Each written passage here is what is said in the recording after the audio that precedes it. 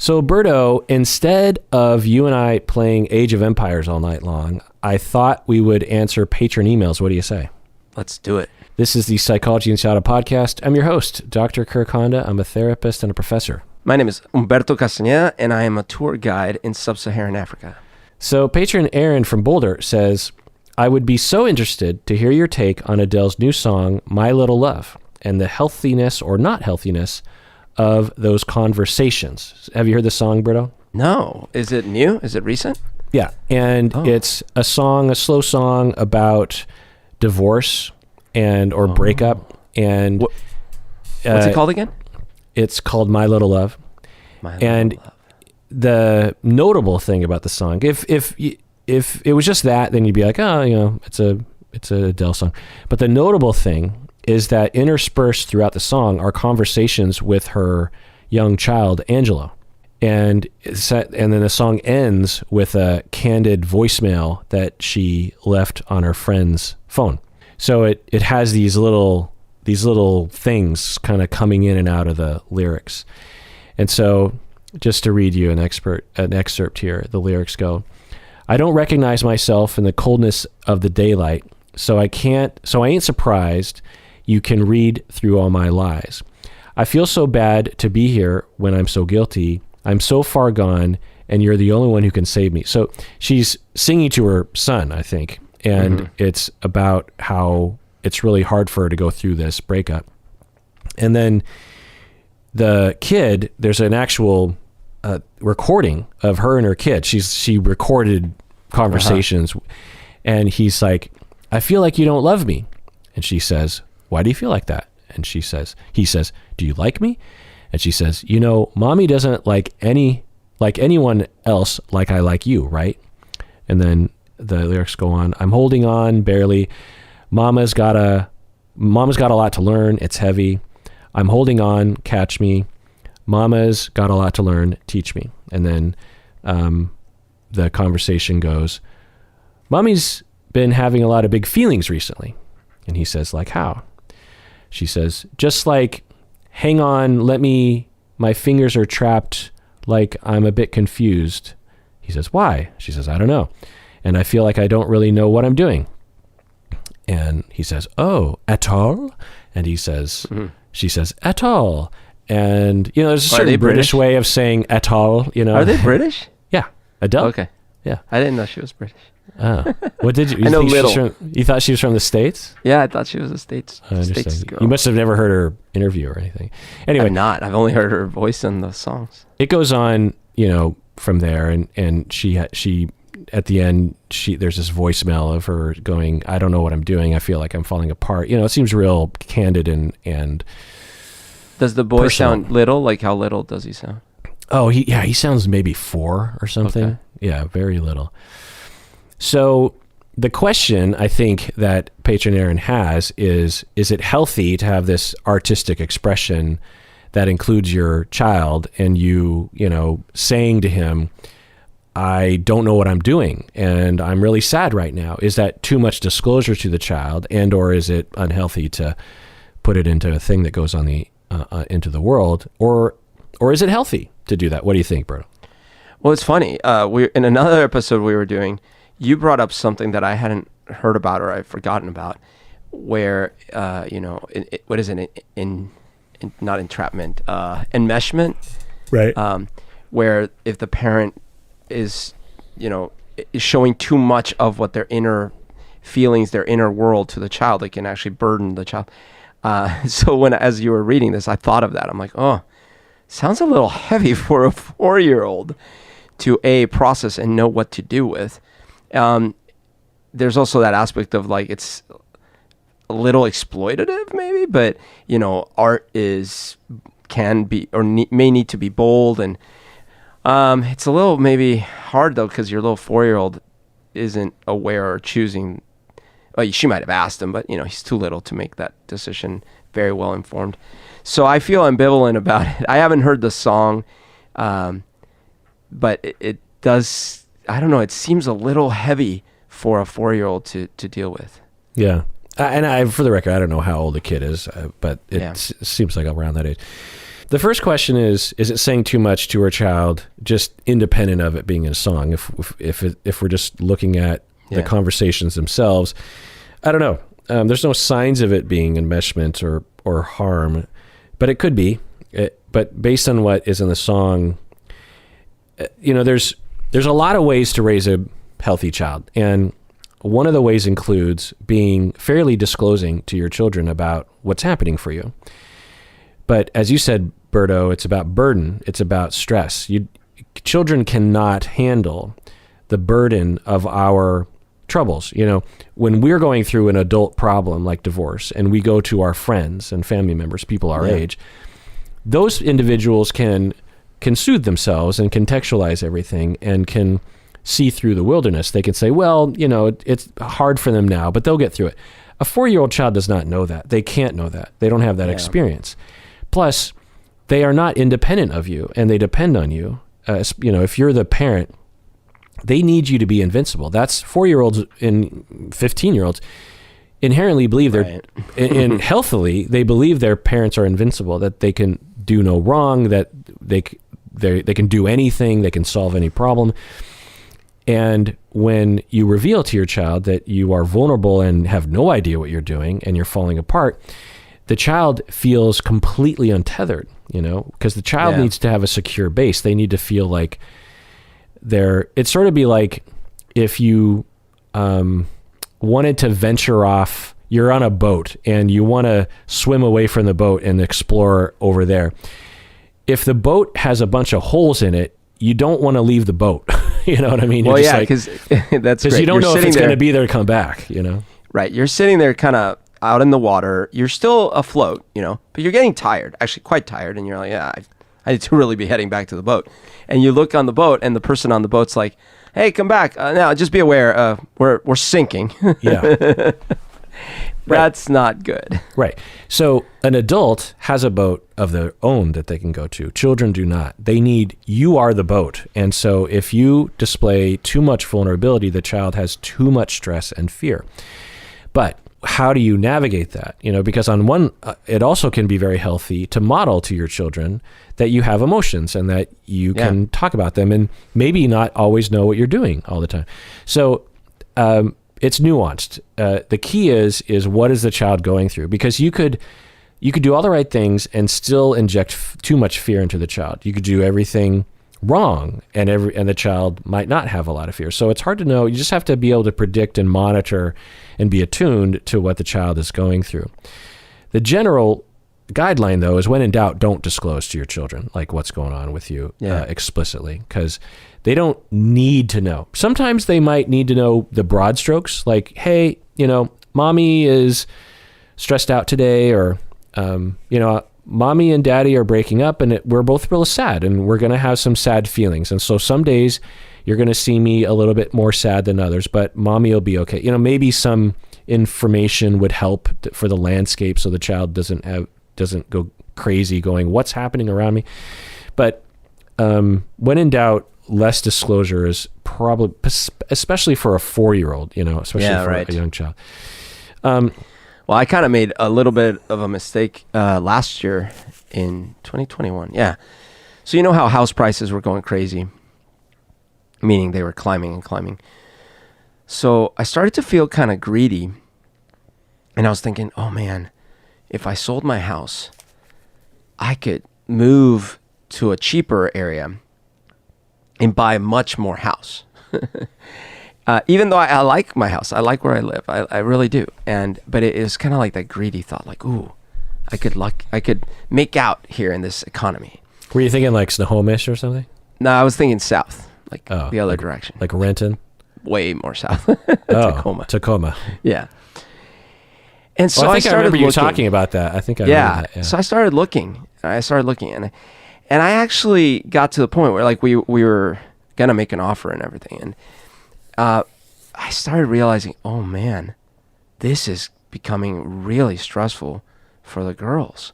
And I was disclosing too much because I was talking about how ambivalent I was and all the pros and the cons. And I started realizing that this was like rubbing off, and this kind of uncertainty was becoming really like an issue. And I finally killed the whole thing. And, partially because of that? Yeah, but I wasn't aware. Like, I hadn't had this conversation, so I didn't even know that was a thing. It's just that I implicitly started realizing, oh, this is causing too much stress. For what?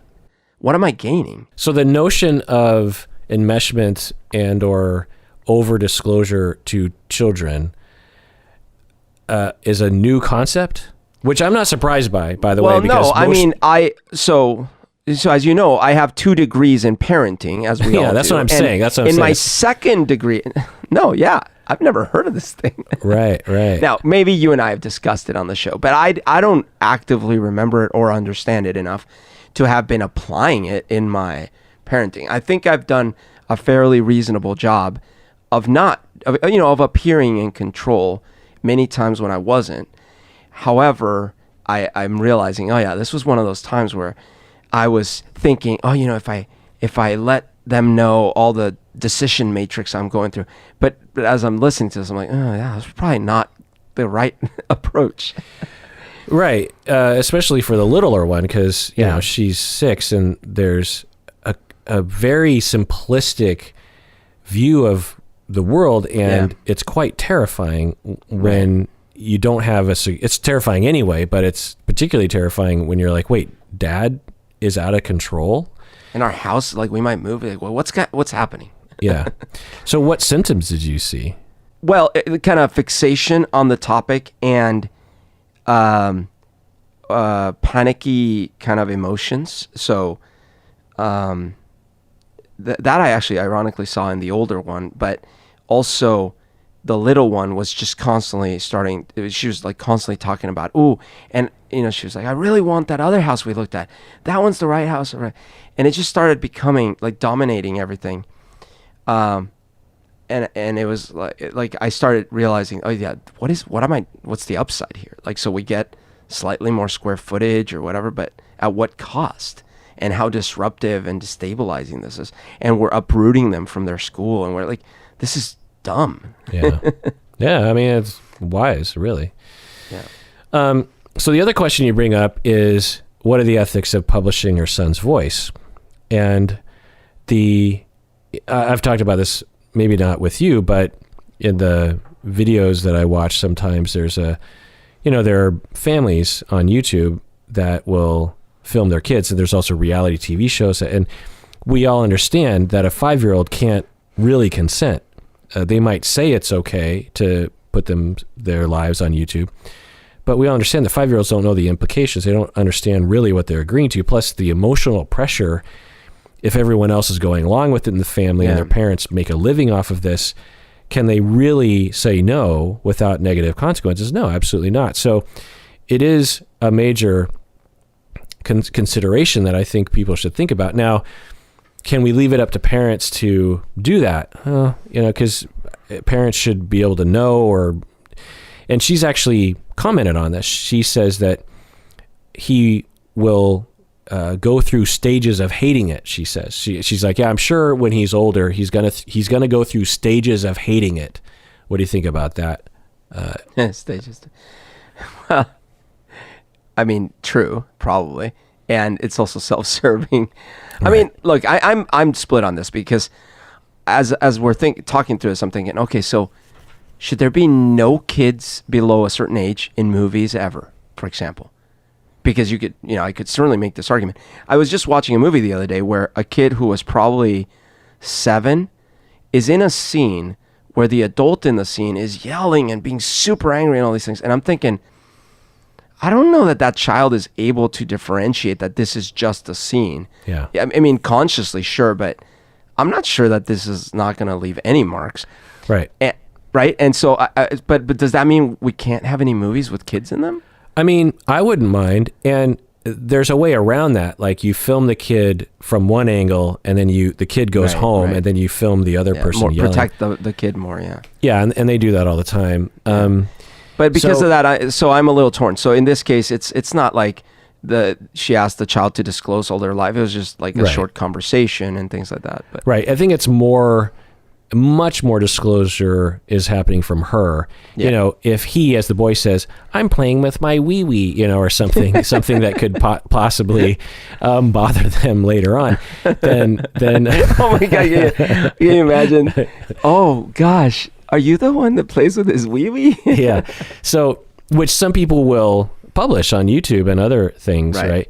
And so for me, there's safer disclosures, and some YouTube channels with families will do this, where most of the video is focused on the parents, and then occasionally there's a little bit of kids. Maybe they're sleeping, maybe they're feeding them.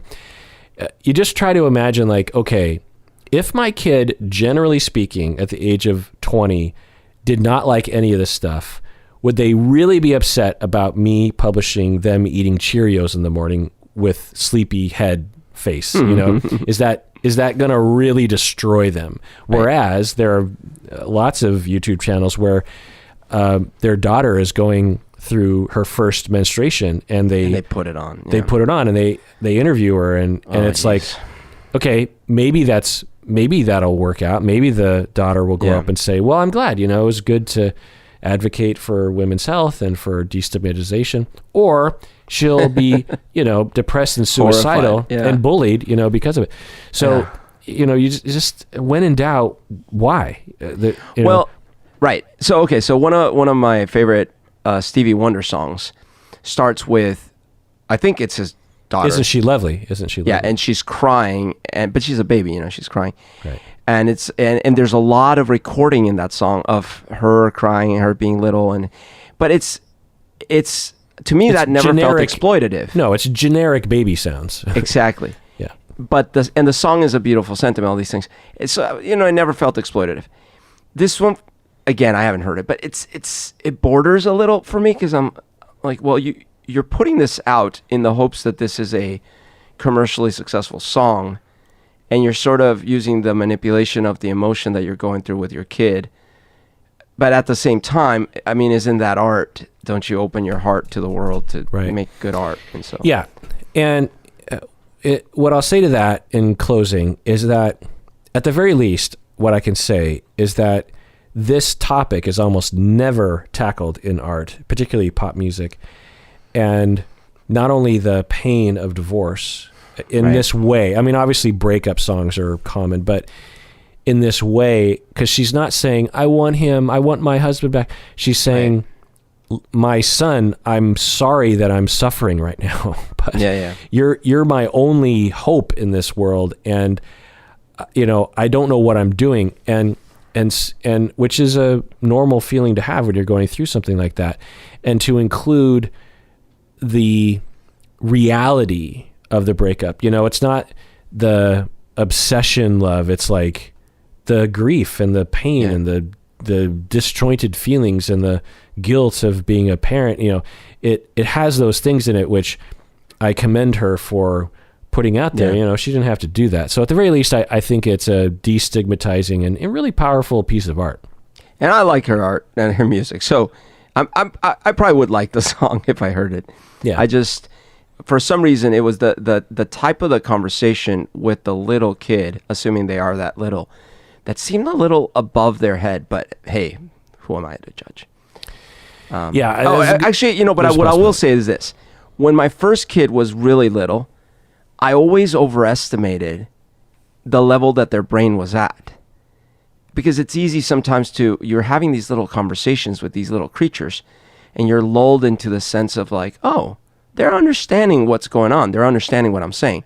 So then I would always want to, like, you know, when it came to explanations, I would always try to explain things in a really scientific, detailed way or whatever, thinking, oh, well, if I start her really early on these things, by the time she's 5, she's going to be like an MIT rocket scientist or something.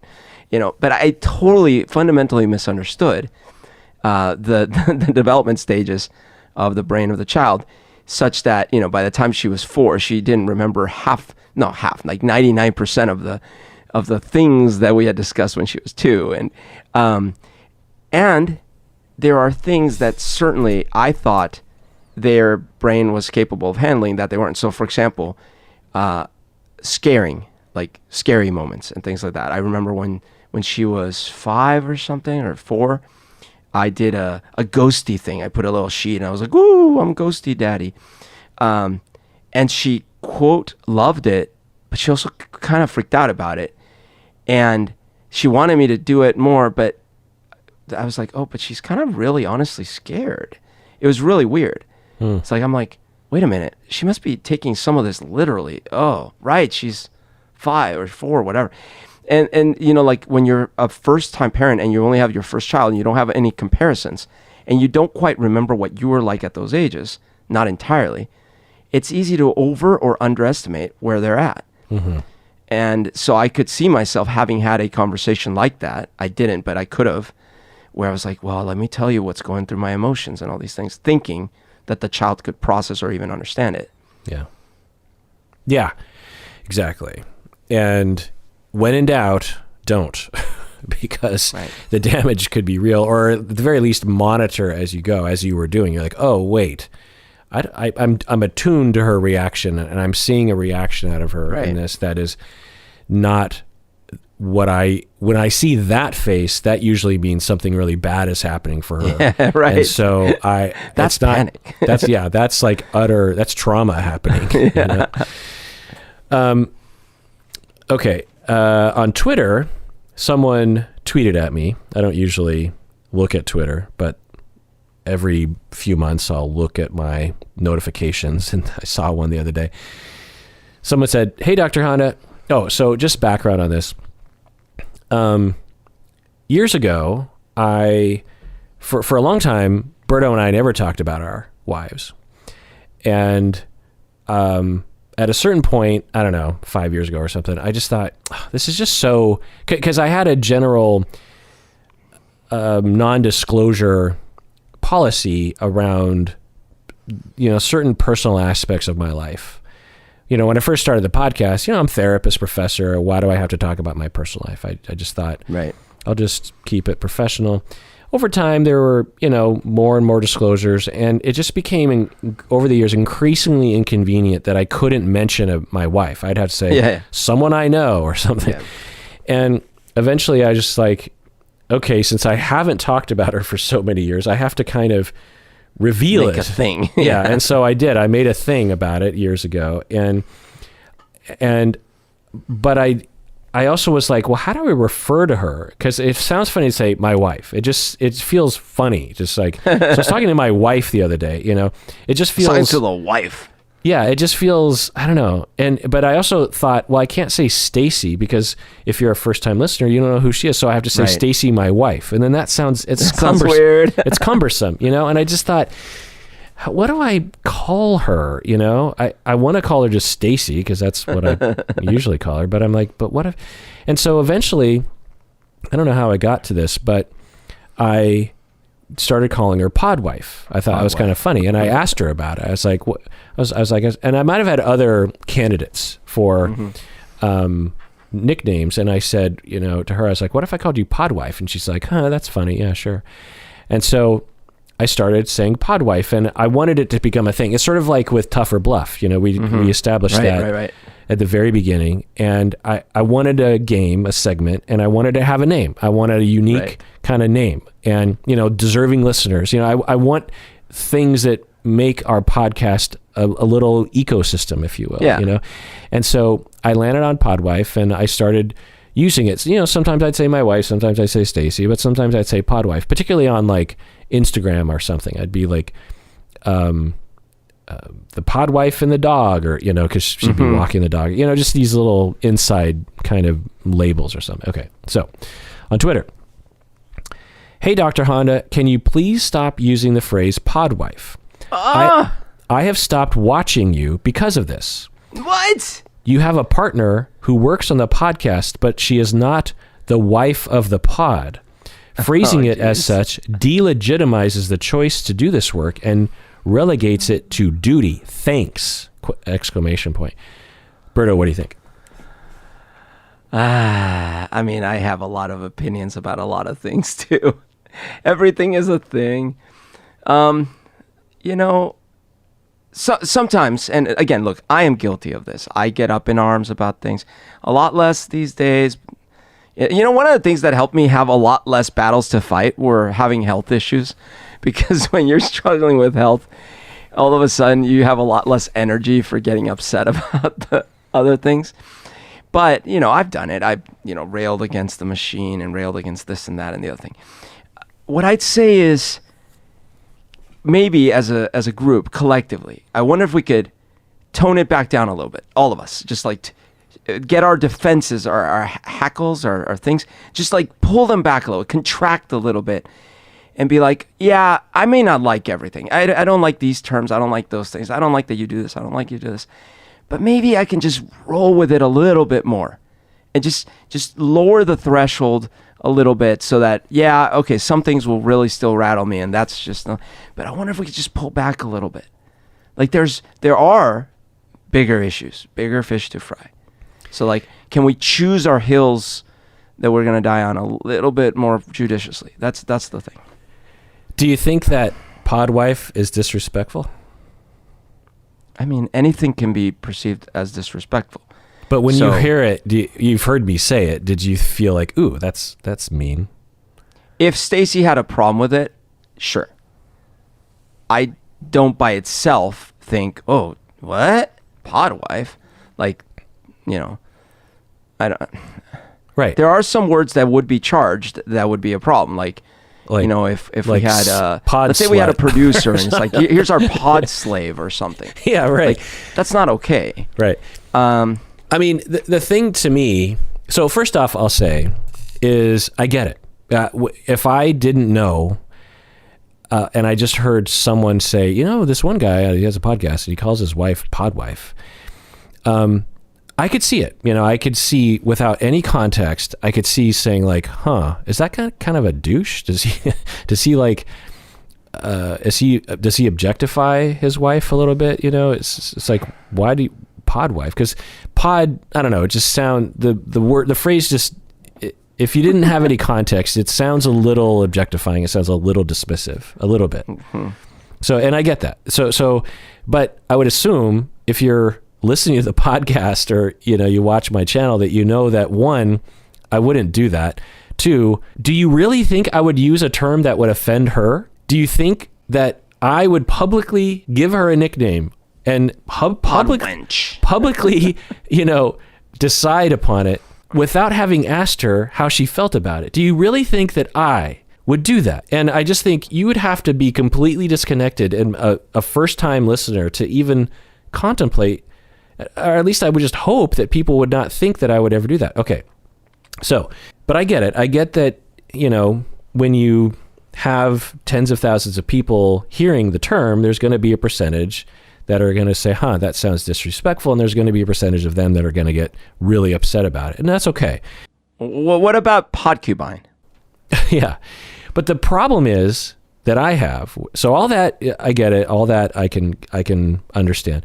But the part that I don't understand is getting offended on someone else's behalf. Like when that Hispanic American teenage girl in Utah wore that Chinese dress to prom, right, and posted a picture of it on Instagram or Twitter or something, and then a lot of white people attacked her, saying that she was appropriating Chinese culture. And then you ask Chinese people and they're like, I don't care. Yeah. She's wearing she looks nice. That's a nice dress. What are you talking? Why are you fighting on my behalf? Like, stop fighting on my behalf. Well, it's tricky, right? It's tricky because for so long in our human history, there hasn't been a fight. Ask me first. Yeah. You know, if Martin Luther King is rallying against X, Y, and Z, and you as a white person want to follow Martin Luther, then go. But don't be your own Martin Luther King. You're not all Martin Luther King. Okay. Now, I believe I'm mostly on your side on this, but I'm going to play a little Berto's advocate here.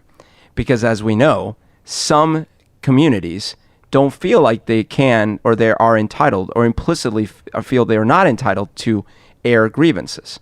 So they might say, oh, it's fine. It doesn't bother me. As an example, I could have been in my physics class when I was a teenager, and the teacher is saying, oh, hey, did Uncle Pablo teach you physics? Is that why you passed the test? And one of the other students in the class could have been like, raise his hand and be like, hey, teacher, like that, you've made those jokes a lot, but it's actually not funny. It's disrespectful. And whereas he would have asked me, well, is it bothering you? And I would have said, no, it's fine. But was it? Right. This is a trend that I find to be adding to that dying on so many hills thing that you're talking about earlier. Yeah, I know. It's both. You can cut at it from both sides. Yeah, well, to be social justice minded or oppression aware is good. But we're not talking about a group of people. I was calling my wife podwife occasionally in podcasts. I didn't call her podwife in person. When I was with friends, I didn't call her podwife. On the podcast, I often would say Stacy or wife. It was just kind of like when it seemed like it fit, when I wanted a cute little title for her. And this is one person. This is Stacy. I'm not calling all wives podwives. I'm calling my wife Stacy podwife. And I asked her if it's okay, and she said yes. She got a kick out of it. And this person is upset on her behalf because of this word and is angry at me and stopped listening to the podcast because of that. What if you had called her your better pod? Like people are like, my better half is like, well, my better pod. Yeah. Well, there's even sexist notions involved in that. I know. But look, this is I'm on both sides of some of these issues, but on this issue, I'm saying, well, I never thought the term was disrespectful, but maybe I'm just too male and biased. B, well, because the word wife to me is not a disrespectful word, but whatever. She's a podcast, I don't know. It's okay. But certainly if Stacy had a problem with it, and there is a categorical difference between the example I give about me in high school and Stacy, a full-grown woman in a balanced relationship with you, expressing whether or not she wants her name to be this or that on the podcast. Yeah. I think those are different categories. Right. And lastly, as far as hills to die on, that one to me personally, maybe again I'm biased, but it seems like that's not the one I would choose.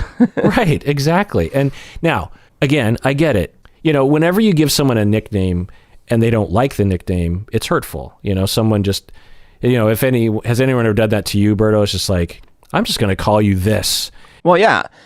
In junior high, each of us close friends gave each other very, very mean, hurtful nicknames. Well, that's on purpose. But even if, if someone wanted to call you like Casti or something because of Castaneda, and you're just like, don't call me that. Or someone's name is Andrew and you call him Andy and they don't like to be called Andy. Oh, sure. And then on purpose, even though they've told you multiple times. Like, yeah, it's... Well, actually, a small example.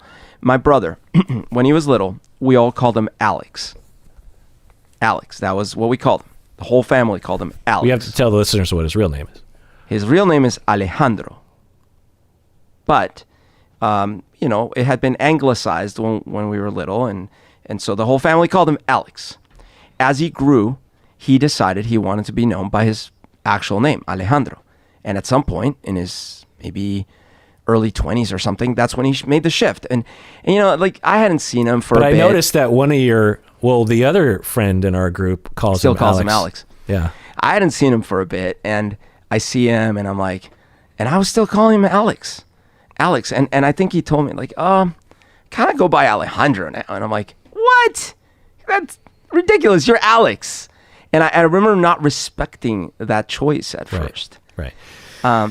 Yeah. So I get it on a certain level, but if someone tweeted and said something like, hey, when I hear podwife, it just doesn't sound great to my ears or something like that. Or I'm assuming you've asked her because you're a rational human being, and I'm sure she signed off on it because you're a rational human being. I mean, you don't even have to be compassionate. I'm just saying I'm a normal human. I didn't just make up a nickname without asking her. So, someone tweeted us like, I'm sure you asked her and I'm sure she signed off on it, but it just kind of rubs me wrong.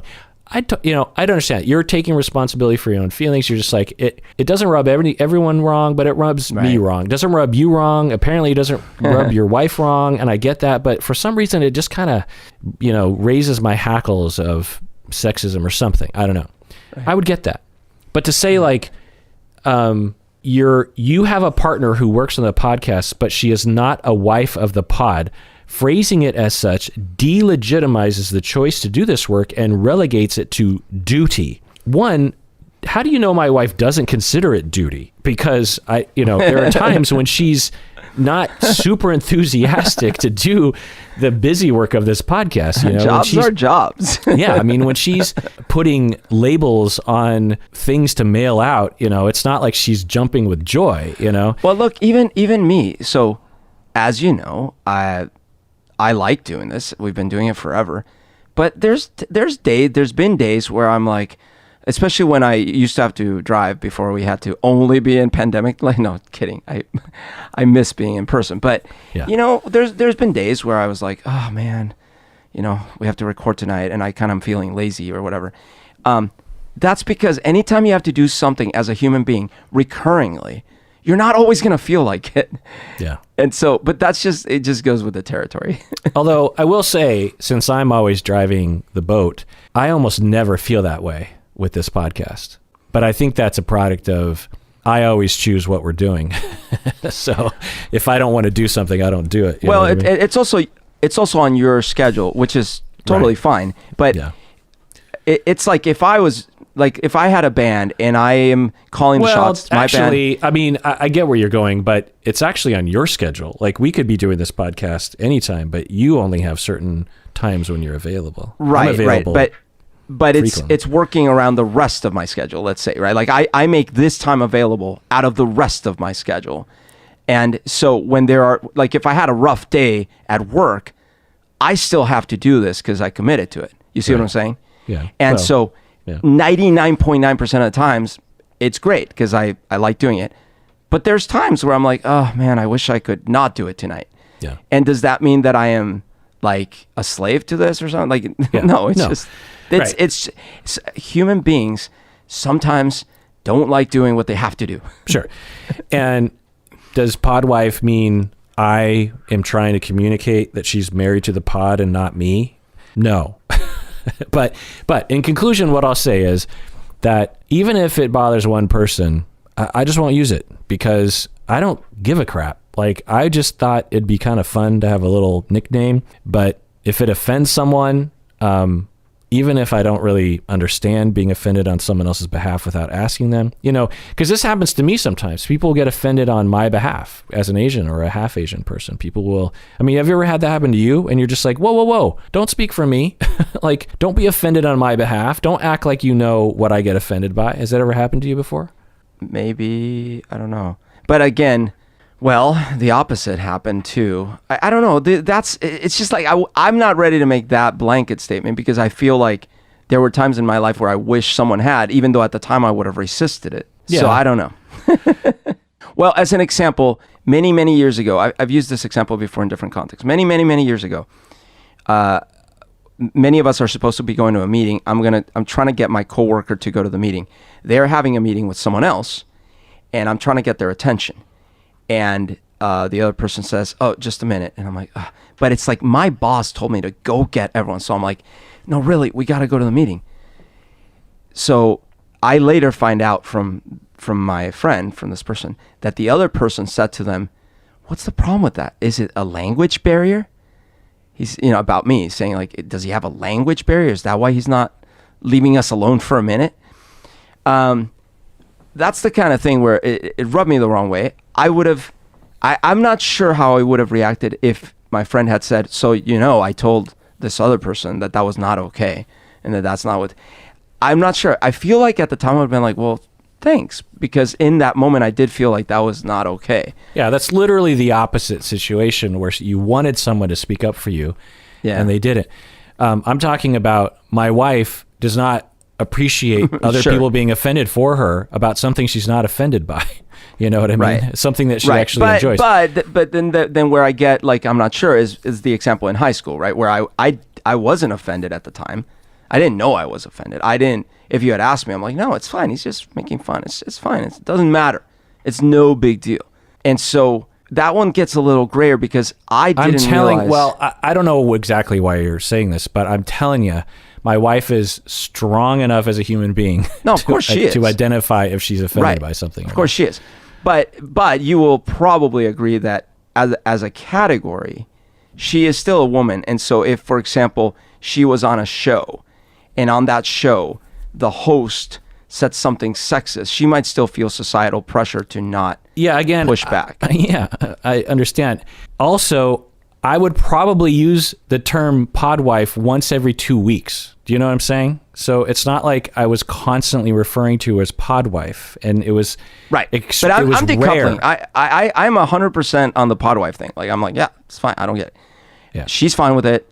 It's not. Doesn't sound offensive. Wife's fine. I don't get it at all. I also agree with your things. Like someone can disagree, and that's fine. But like the level of disagreement seems incommensurate. Yeah, I'm never 100% agree because presumably they were attracted to our content because of the things we talk about and the rich nature. We talk about a lot of different things.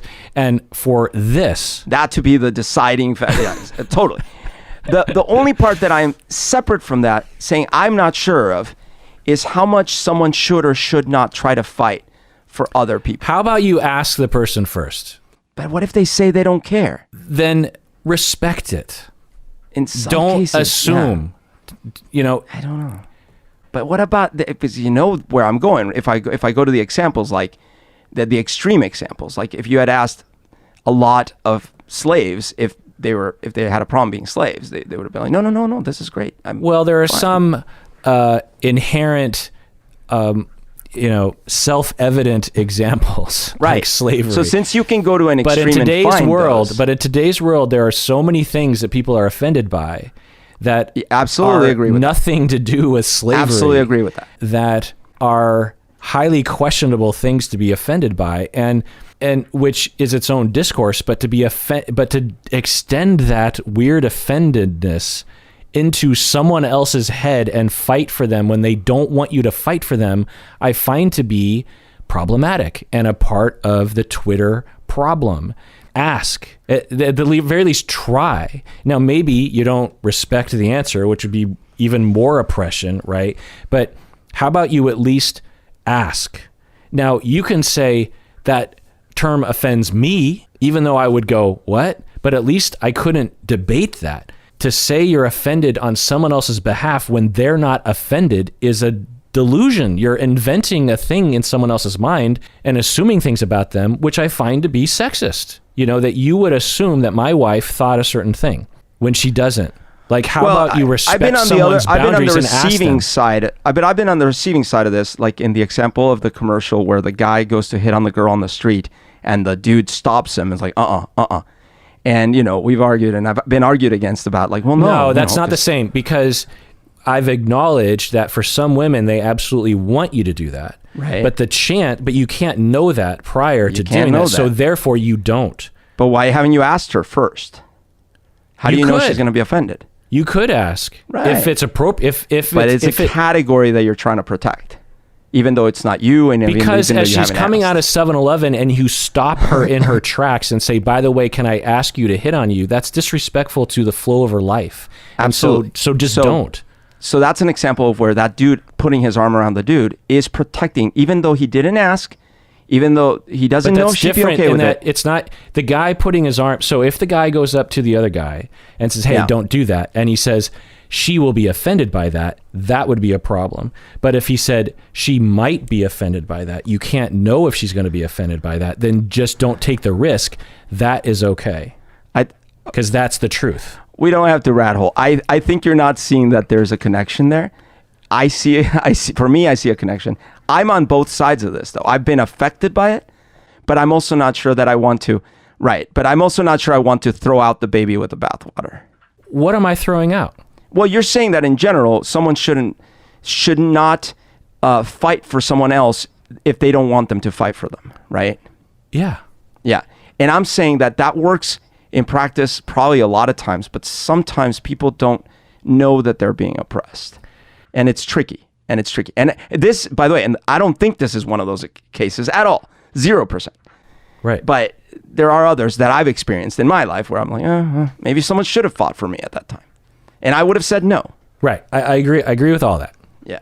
I just have obviously a bone to pick with drawing Yes. connections between those situations and this, which I guess is extreme. And I think that's the problem on Twitter, is that it feels the same to some people. And it's like, no, it's not. You're talking about one human, my wife, Stacy Honda, who can speak for herself on this issue and has told me, and by the way, I'd love to have her on the podcast, but she loathes to be on camera or on the microphone. I've been asking her for years and years to come on the podcast to do various different things, and she... Right, but she doesn't want to come on. She's just a pod wife. In conclusion, I don't really give a crap. And if it bothers one person, then I just won't use it. It's not a big deal.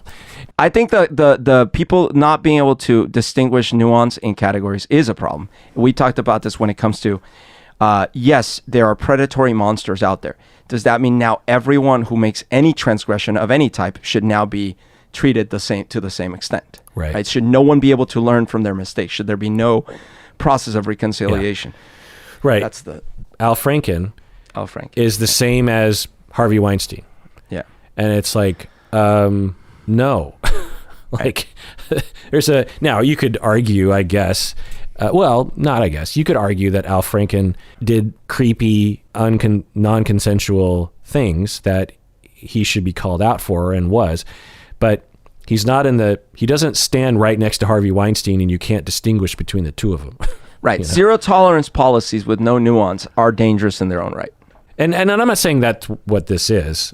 So all zero tolerance policies with no nuance, all of them should all be condemned super harshly. I'll say this again, just to put a fine point on what I believe to be my conclusion, which is, for my own self, is we live in a world right now where we're trying to be better. And in that process, we need to add a step that is sometimes adhered to and sometimes not, which is check in with the aggrieved party prior to concluding anything about what's happening. Let's take a break, Berto. We get back. Let's just do a couple more emails. What do you say? Let's do it. All right, we're back from the break. I thought we'd do an OPP, Berto. OPP. An old patron praise for those patrons who became patrons in November of 2019 and have stayed patrons this whole time. The first person is Aquarian Girl from Maryland. A brave Aquarian? Yeah. Wow. We have Alan, who is an annual patron from Scotland, Glasgow. Oh, by the way, Aquarian Girl is a more deserving listener, an upper tier patron. We have Morgan from Lacey, Washington. Isn't that near Tacoma? Lacey? Lacey is. In fact, I have a relative in Lacey. Simone from God knows where. Leighton from San Diego. Maria from Freeport, New York. Daniel from Freeport in New York. Oh. Daniel from Israel. Oh wow. Haifa, Israel. Mika from God knows where. Laura from Madrid, Spain. Oh, nice. Oliver from Denmark, I believe. DK, that's probably Denmark, right? And Hoarders, who is an annual listener from God knows where. Thank you, all of you, for being a patron and staying a patron all of this time. So let's go on to another email. Oh, actually, happy birthday Eve, Berto. You're right. It's only an hour and a half away. Do you feel special? What do you want to do on your last day of being 46? I want to kill some units on horseback. You want to play Age of Empire? Yeah. So if you don't know, Age of Empire is a real-time strategy game. It's in its fourth iteration. It's been around. It's one of the very first real-time strategy games, right? I mean, it's certainly early on. It came after Warcraft 2 and after Command and Conquer. And Conquer, but it was very early.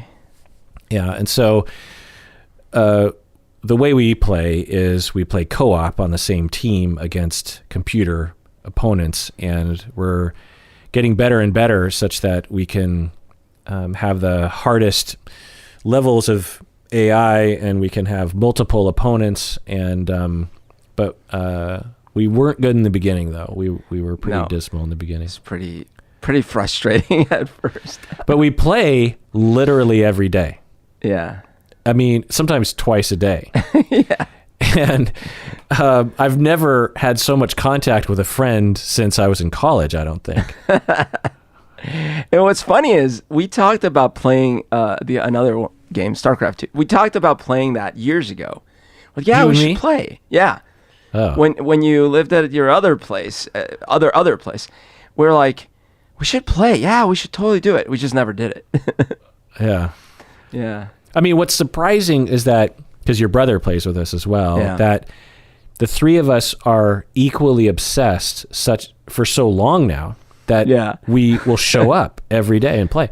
Because it only takes one person to be like, meh, I don't feel like it, for it to lose its steam, you know? It's sort of like being in a band, you know? It's like every member has to have the same motivation level, otherwise it all falls apart. Well, we had a fourth member for a little bit. Huh? Yeah, we had a fourth member for a little bit. It's just weird and pleasant when you find, it's sort of like when, for a long time in my life, I loved playing cards, poker.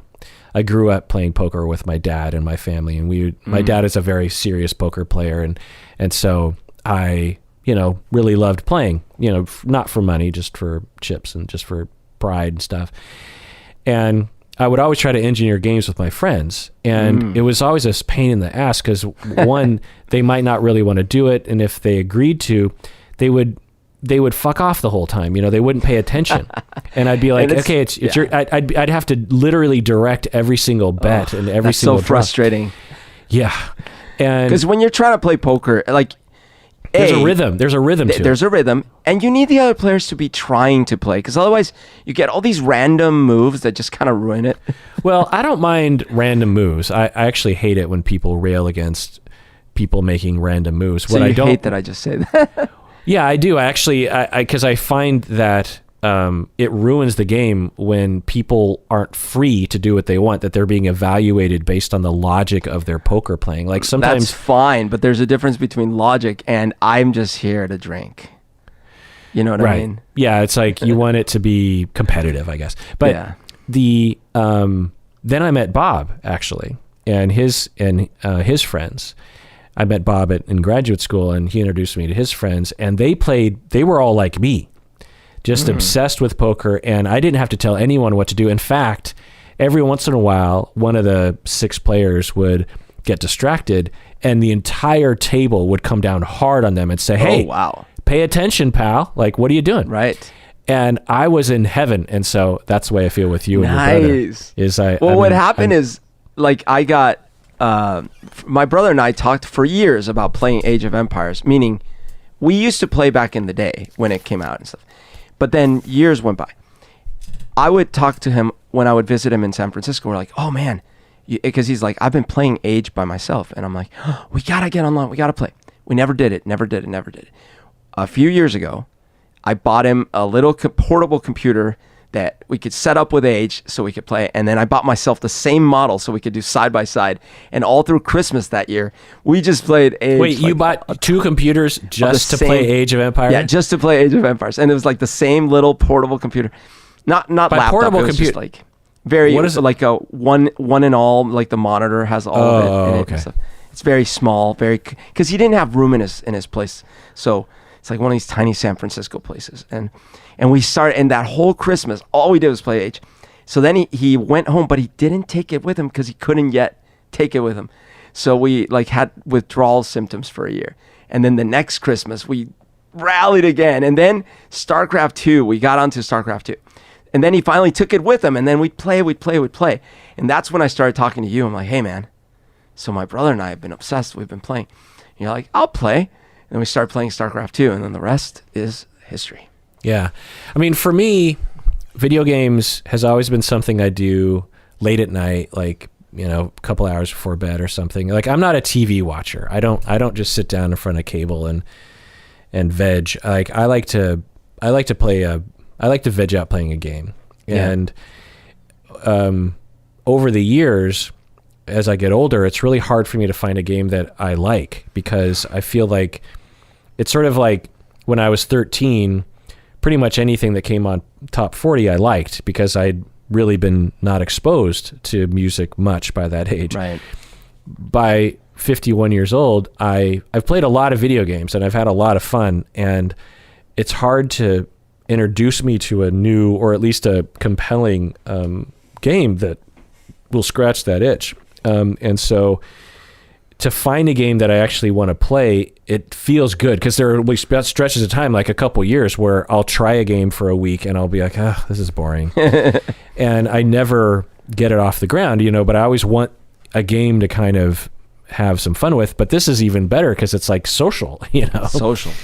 And it's a challenge. Like I've never become, like I was telling Stacy this morning, the pod wife, just joking, that I'm doing things in Age of Empires now with you all that I used to watch other people do, more skilled players, and I thought, I'm too old and my brain is too non-plastic. I can't do that. Yeah, I'm never going to learn how to do it. It's too fast. Yeah. They're doing too many things at once. I'm never going to be able to do that.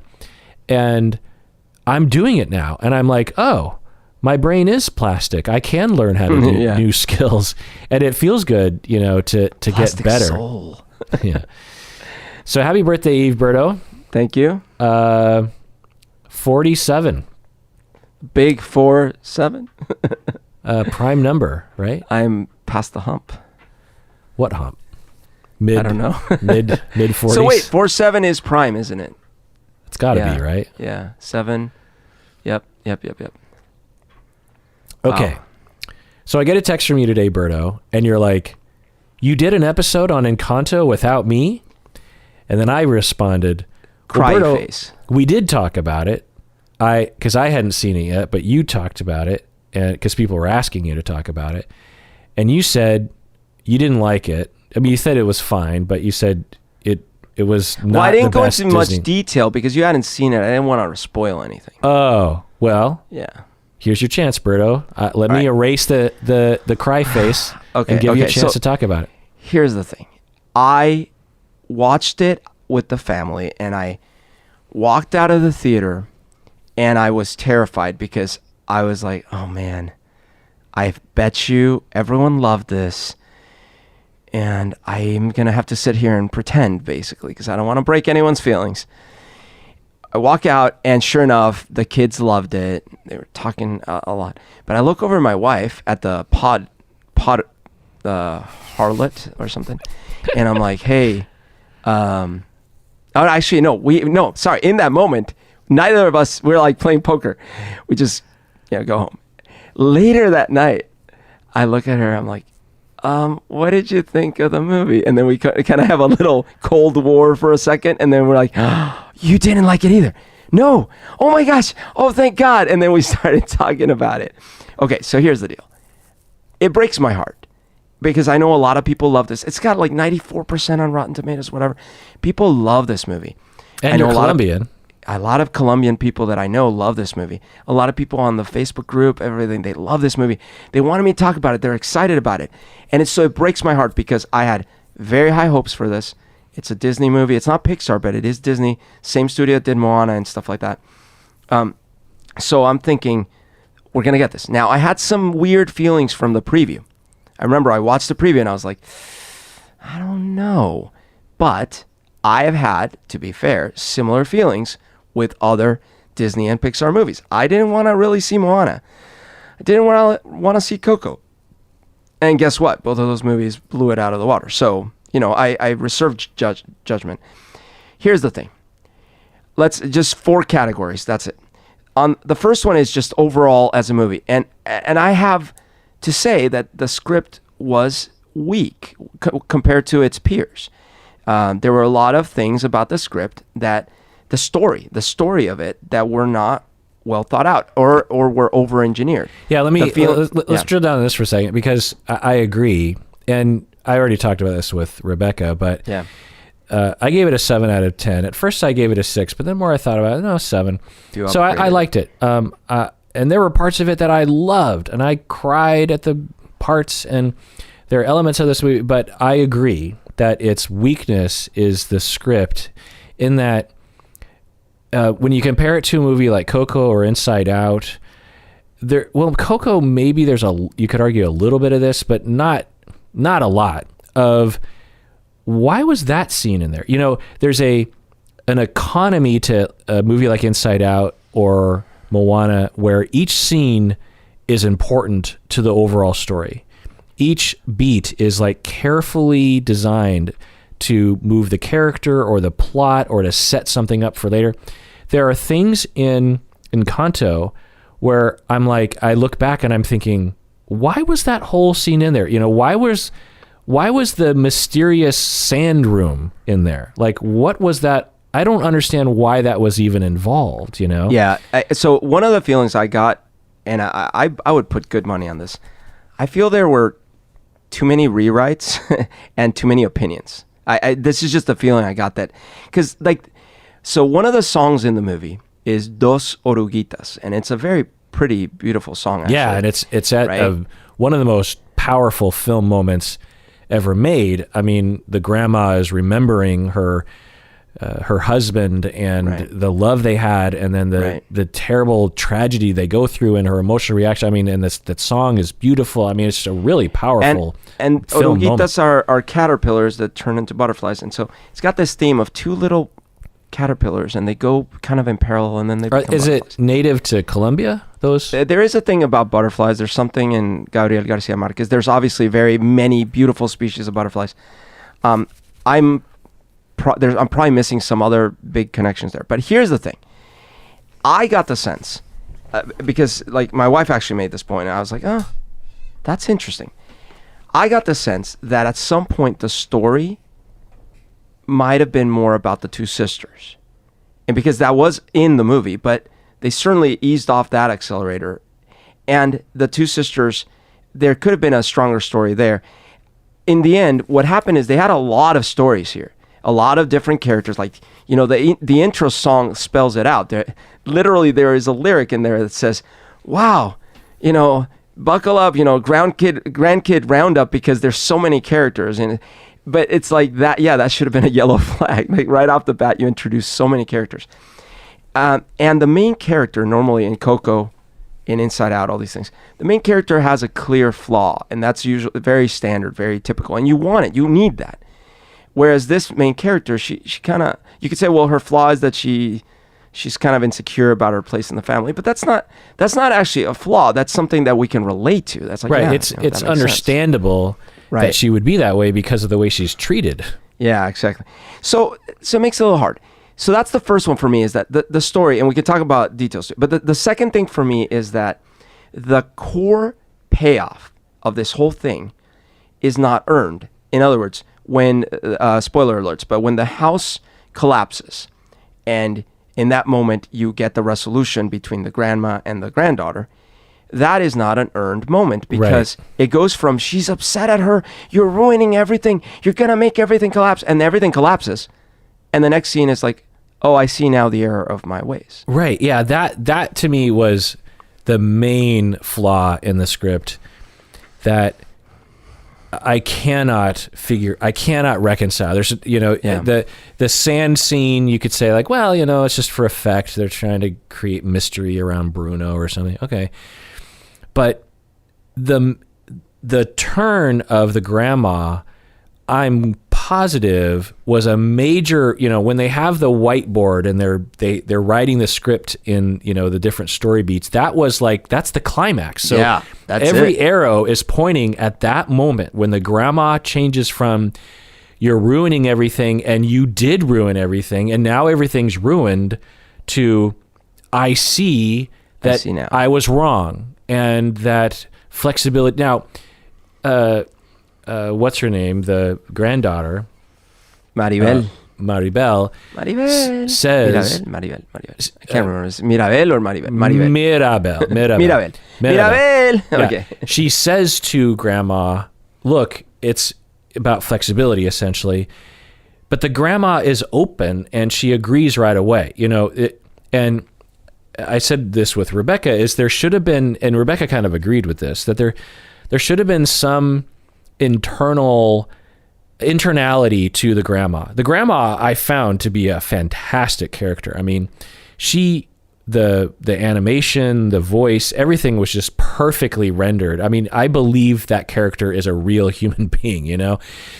So they did a good job there. But what they should have done is there should have been 2 beats in the script where we hear the grandma struggling, you know, like on the inside, where she's like, I see what I'm doing to Maribel and I see what I did to Bruno, but I need to be strong because of what happened. You know, we need some, and then when the climax happens, we need to understand grandma and what her internal life is like.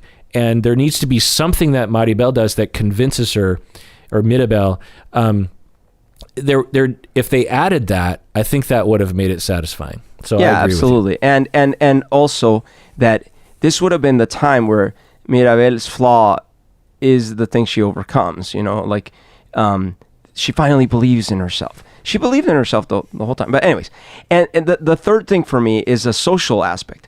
So Colombia had, you know, as most of Latin America, all Latin America, this problem where it was colonized. And so it's set up of this very hierarchical structure with a lot of different levels and tiers that were horrible. And people were the top people were horrible to the bottom people. It's still like that today. And this sort of perpetuates that, because there's this, sure, they were fleeing from oppression, but then it sets up this, the gilded family in the hills, La Familia, and they are the special ones. They have all the special stuff. They have the special powers. The rest of the town is beholden to them. And never was there really a lesson learned here. In other words, it's not like the reason the house was collapsing is because they were starting to take their position of privilege for granted, and they were not helping the town, or they were, you know, using all the powers for their own good. And then they had to learn that with great power comes great responsibility. Some Spider-Man list or something. That didn't happen. In the end, their house is back. The town still worships them. Everything's fine. And the main lesson some of them learned was, I guess I can take a load off. Like, what price was paid? So I feel like instead of learning that, look, this is the higher, like, it would have been beautiful if the big payoff here, the big lesson is, this is the old ways. This is thing where there's this special family and everyone else is beholden to them. We got to destroy that. We got to be a community. We got to all be, or something, right? Like, nothing like that. And so I think it did a disservice to these core social problems. Interesting. That never would have occurred to me. So do you think that other Colombian people would resonate, that this, what you're saying would, I mean, is this a known thing in a lot of Colombian society of the privileged on the hill and the worship of them? Is that a thing? Yeah, it is. And I think it would resonate. That point would probably, if you're paying attention, I think it would come out. Now, but I think there's also a lot of glorification of the things that we have that are fun, like sports and beauty pageants and like pride in the country and all these things. So a lot of times it gets clouded with that. But and then that brings me to the fourth point, which is, yes, a lot of there were a lot of boxes checked off for Colombian stuff. Like, oh, look, they have arepas. Oh, look, they have ranas. They have What's those that? Birds. They have the things. They have. So yeah, tell me the main thing, because I saw the arepas is the cheese bread, right? Yeah. And then what else? A lot of the food was, you know, like exotic fruits. They had tamales. They had arepas. They had, I think they were, they were eating ajiaco at some point. I think they had, which is a soup with chicken soup, and they had the house. You know, they had the tejas, and so they had a lot of the elements, the dresses, things like that. But it felt like what essentially a set of, I hate to say it, but like a set of white guys in LA, Hollywood, putting together a movie about Colombia, did some research, paid a few people, whatever, and then they're like, okay, I think I get it. This is Colombia, right? Well, and it's. Do you think that's because you didn't like the movie that much? And if you liked it? No, I will grant you that if the story had been tight, if these character problems hadn't been there, I wouldn't really care. I'd be like, okay, fine. Like, I don't know how authentic Moana is or Coco or whatever. Now, I did hear that the Pixar side for Coco, their research was very extensive. But whatever the case may be, is the net result for me actually didn't feel that Colombian. It felt like this story could have taken place anywhere, and they painted on top of the surface some Colombianness. Interesting. That's the thing. Now, other people will disagree. They're like, "Are you kidding me? The magical realism is." Yeah, but magical realism is not a uniquely Colombian thing. So, anyways, I think what would have made it uniquely Colombian. So I made up my own fantasy version of this, which is that because one of the issues you were having is like, what's the deal with the sand room and all that stuff? She went through the threshold. When the character goes, the protagonist goes through the threshold and goes into the new world, either metaphorically or literally. She went through multiple ones, and so that was a little hard to follow. But instead, what I personally would have loved to see is that one of the things that's happening is the house is collapsing because this family has taken their position of privilege for granted, and they're not actually using their powers for the good of the people and blah, blah, blah, right? And they're using not it to protect their family and not the community. Exactly. And the grandma thinks that that's what's most important. Family is what's most important. Okay. And it's based on trauma, and it's based on trauma. It's understandable that she would have that. Absolutely. Okay. Now, Mirabel wants powers desperately. She wants to be the chosen princesita of the family, the princess. She is kind of uppity about it.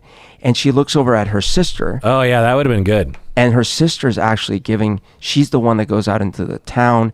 She's always trying to help people. And she's always resenting her sister. Why she cares so much about these people? And everyone loves her. Look, she walks by and everyone's like, ooh, look how nice she is. I hate that. That's her flaw. But guess what? She doesn't get her powers. And no one else gets powers after that because there's no other 20,000 cousins. She's just like, what? And so then the journey she has to go on is she has to go through a portal. Maybe it's Bruno's portal, whatever. And now she's not in the house. She's not in the town. And she has to discover the real suffering out there and what it really means to be a community and a family and blah, blah, blah. She encounters her uncle. Her uncle didn't leave just because people didn't like that he was prophesizing weird stuff and stuff. He left because he wanted to change things. And no one wanted to change things. He wanted to change the hierarchy in this society. Well, he wanted to help people. He wanted to use their powers for good and blah, blah. Okay. So in the end, of course, she comes back. The house is collapsing. But there's all these problems that they're finally seeing that the city, that the village has been having troubles for years and everyone's been blind to it. And Mirabel and her sister convinces her to let's go help them. But the house is collapsing. I know, but they need us. So they leave at the house, and the last one to leave is the grandma, and she looks at the house, and she finally looks over and like, yeah, my family and these people are more important, and she lets the house collapse. And then that actually is the symbol of, and they don't rebuild the house with all the magical powers. They just learn that now they need to be one united village and one people. And then the mountains come down and they reintegrate into the world, and they're going to make the whole country better. Okay, whatever. Right now I'm getting grandiose. But something like that, to me, would have been way more powerful with a social message, with a consistent through line, why they resolved the conflict, what was the flaw that we needed to overcome, blah, blah, blah, blah, blah. And so then that to me would have actually felt more authentically Colombian because it would have spoken to those real problems. So, I like it. Well, how many Bertos out of 10 would you give it? Yeah, I give it a 5. Did you cry at all? No. Did you almost cry? I don't remember. Oh man, I've only seen it one time. That Oruguitas, or what do you call it? The Dos caterpillars? Oruguitas.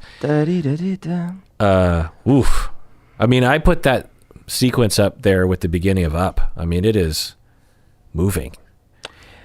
I couldn't get to that state, unfortunately. I mean, you really feel, as the grandma's looking back at when she was young.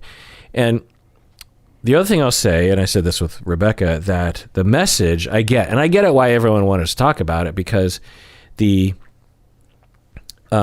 message around generational trauma and breaking free, I found to be refreshing, that message, because I was genuinely surprised by, I guess, the twist or the reveal that, so with the one daughter, she got her to say, you don't have to always be strong. And with the pretty one, she's like, you don't always have to be, well, actually, to your point, did Mirabelle help the pretty one to not be always pretty, or did the pretty one just say, I don't want to be pretty anymore? It's just weak writing, man, because like that was the problem, that she was just like, I wanted to make ugly flowers if I want to, but they didn't set that up. They didn't show us the scenes right where her struggle was visible. Like totally, but did Mirabelle help the sister? Because in my memory, they were just it's like fighting. one verse of a song. One verse of a song, they go from fighting to, oh yeah, you're right, I could just do whatever I want. Right. It's these moments were not well earned. And the problem for the strong one, and like, look, I like that song, Pressure, whatever. I like that song. In some ways, I think that's a better song than We Don't Talk About Bruno. But that song has a bit in there. It could have, I think that could have been more of a thing. But if you look at like, what's her problem? It's like, everyone puts all their problems on me. Everyone expects that I'm going to solve everything. Well, part of the reason is because all the other powers seem useless in comparison. But that's not, like, let's not skim over that part. Like, what's the house up to here, right? So I think there were some elements there. I think this could have been a 10. This movie could have been a 10. I'm sad, and I think I'm judging it maybe even more unfairly than I would have, because it had that possibility. Well, 5 out of 10. Yeah. I mean, that's not bad. I mean, that's not like I hated it. It's just like, look, it's a fun little movie. It was fun. Like if I didn't care so much, I wouldn't care so much. The music was entertaining. Lin-Manuel Miranda makes entertaining music. It was very visually stimulating. Yeah, I mean, that's one thing I cannot find any flaw in, is the visuals. These animators are getting so good. I mean, they're artists, and these animators need to be commended, because especially for the main character and the grandma, and I guess Bruno as well, there are little facial expressions, little flips of the arm that communicate so much story is told in the animation of these characters, especially the grandma. And the grandma, there's this one scene where the grandma, she's upset, and she's pointing with her 3 little fingers, and she's like, no, Maribel, and she's doing, and it's so, I don't know, it's obviously a cartoon, it doesn't look lifelike, but it felt real. I mean, it just real. Feels like a real the animations, the visuals, there's Moana a lot of entertainment was like this too, by the way. Moana had that same masterful animation with facial expressions and body language. I just find it to be wonderful. Yeah. And it kind of goes, unless you really pay attention to it, it kind of goes past you like, well, that's just the actors acting. It's like, no, this is an animator meticulously having to move every single pixel that you're seeing on the screen, and pixels that you can't see that are actually being, reflected off of other surfaces. Like they have to do every tiny little thing themselves. Like there's no motion capture in these kinds of situations. And so it's really a marvel to watch. I obviously, there's no way to know this, but one of the things that I imagine is, okay, when you're coming up with Inside Out, San Francisco is irrelevant. Pizza is irrelevant. The clothing they're wearing is irrelevant, because the core concept that you started that whole project with was, what if these little voices in it's Herman's head, right? What if these little voices in our head, these little different parts of our personality have personality themselves, and we focus a movie on that at a key moment in someone's life, a key transition point. That's an interesting idea. Okay, let's see. What's the story? What's the who's the protagonist?